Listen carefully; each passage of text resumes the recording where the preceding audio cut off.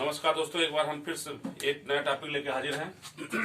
पिछली बार पिछली वीडियो मैंने बात किया था, मैंने पुर्तगालियों को दो पार्ट में बताया था, तो उन दोनों पार्ट को आप देख लीजिएगा, तभी अगला वाला जो है समझ में आएगा। पुर्तगालियों के बाद जो यूरोपीय यात्री आए थे भारत में वो थे डच। क्या नाम था?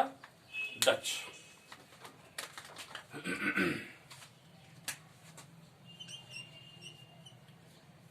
ठीक। ये डच मूलतः जो है हॉलैंड के निवासी थे। कहाँ के? हॉलैंड।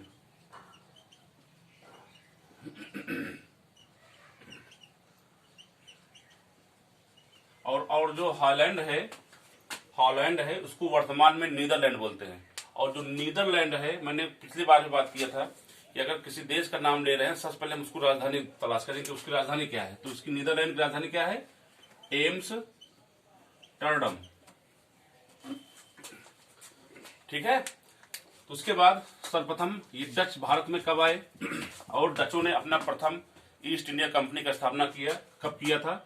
तो डच ईस्ट इंडिया कंपनी की स्थापना कब किया था?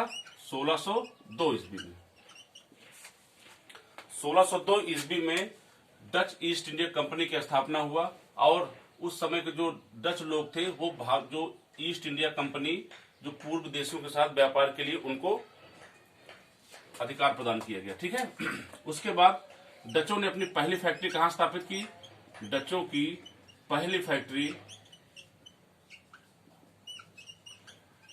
पहली फैक्ट्री कहां स्थापित हुई? मसूलीपट्टनम में। कहां पे? मसूलीपट्टनम कहां पे है? आंध्र प्रदेश में। आंध्र प्रदेश में मसूलीपट्टनम अवस्थित है, याद रखिएगा। डचों की पहली फैक्ट्री कहां स्थापित हुई? मसूलीपट्टनम में। और डच लोगों ने भारत में व्यापार करने के लिए क्या क्या तरीके लाए और उन्होंने उनसे भारत में क्या क्या सीख मिली, ये सब चीज के लिए हम सबसे प्रथम बताते हैं। डचों ने सर्वप्रथम संयुक्त पूंजी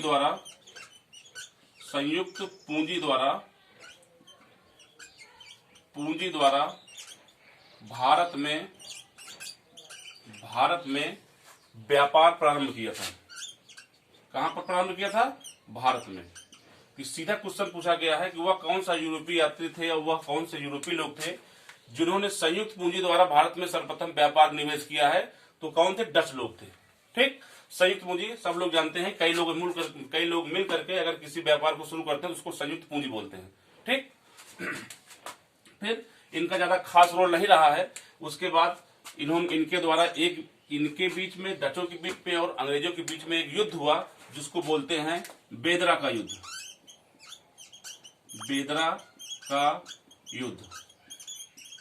बेदरा का युद्ध कब हुआ था?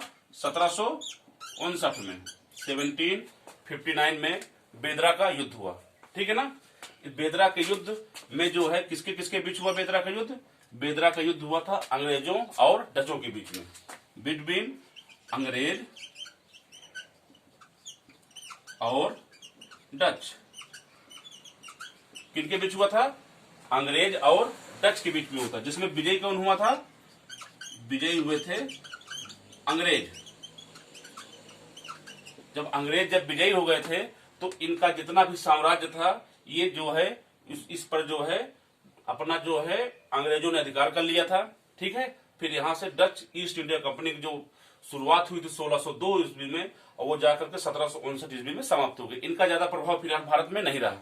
ठीक है। अब सबसे महत्वपूर्ण बात है जो बेदरा का युद्ध हुआ था 1759 में, ये स्थान कहाँ है? ये स्थान वर्तमान में पश्चिम बंगाल में है। कहां पर है? पश्चिम बंगाल में। ठीक है। डच कहां के मूलतः निवासी थे? हॉलैंड, जो उस समय देश थे, और हॉलैंड जो वर्तमान में देश है उसका नाम है नीदरलैंड। नीदरलैंड की राजधानी एम्स्टर्डम है। डच ईस्ट इंडिया कंपनी की स्थापना कब हुई थी? 1602 ईस्वी में हुई थी, पूर्व देशों के साथ व्यापार करने के लिए। इसी के साथ ही भारत में डच ईस्ट इंडिया कंपनी की स्थापना 1602 ईस्वी में हुई। डचों की पहली फैक्ट्री कहां स्थापित हुई? मसूलीपट्टनम में। मसूलीपट्टनम वर्तमान में आंध्र प्रदेश में है। डचों ने सर्वप्रथम संयुक्त पूंजी द्वारा भारत में व्यापार का निवेश किया या व्यापार प्रारंभ किया। ठीक है, चूंकि बेदरा का युद्ध हुआ था 1759 में, इसी युद्ध में डचों की बुरी तरह पराजय हुई। कौन कौन पराजित किया उसको? अंग्रेजों ने उसको पराजित किया। ठीक है, और कौन विजय हुआ? अंग्रेज विजय हुए। डच और जो है बेदरा वर्तमान में कहाँ है? पश्चिम बंगाल में। ये इतना है जो डचों के लिए मोस्ट इंपॉर्टेंट होते हैं, ये पूछे जाते हैं। सबसे ज्यादा इंपॉर्टेंट ये बेदरा का युद्ध है, क्योंकि ये कभी कभी इसको एक हायरकी लगाने के लिए पूछ लेते हैं। ठीक है, और ये पूछा जाता है बेदरा का युद्ध किन के बीच हुआ? अंग्रेजों और डचों के बीच में।